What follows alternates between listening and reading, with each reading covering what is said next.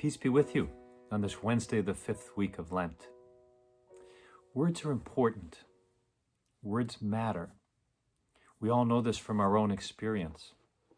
We know how helpful it is to speak with a friend when we're struggling. Or we know how important it is to let a grieving family member put their feelings into words.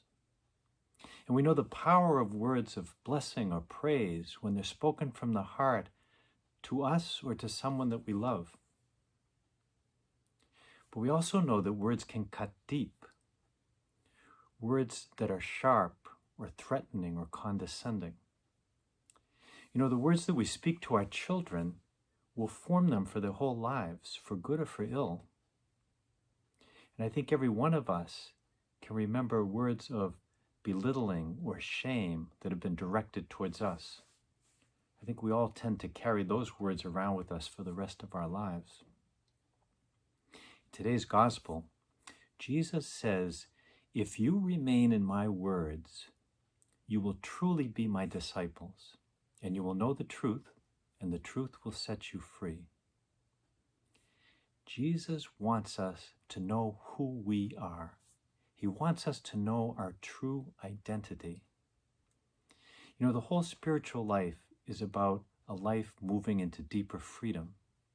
And the words of Jesus set us free. When we know who we are, we experience freedom.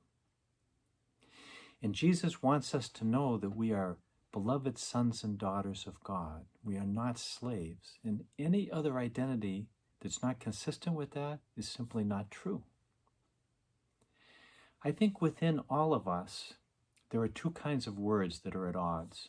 They're the words of Jesus and the words of the accuser. Now, the words of Jesus point to our true identity. So those are words that say we are made in the image and likeness of God. We are beloved sons and daughters of God. We are disciples. We are people of love and generosity and grace and joy. So the words of Jesus build us up and set us free.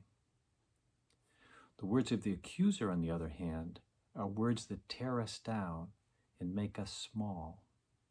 They're words of not measuring up, of never being enough. They're words of sin and slavery and failure. Words of not being loved and not being lovable. So there's a very powerful invitation in today's gospel. We are urged to remain in the words of Jesus and turn away from the words of the accuser. And when we do that, we are set free. We become disciples. And as disciples, then our words echo the words of Christ. We become carriers of words of truth and freedom for us and for every other person that we meet. So today, let us all try to only speak words that build each other up. Words that lead one another to deeper places of freedom. Words of love and possibility and joy and grace. That's what it means to be a true disciple. That's what it means to remain in the words of Jesus. That's what it means to be set free. Peace be with you.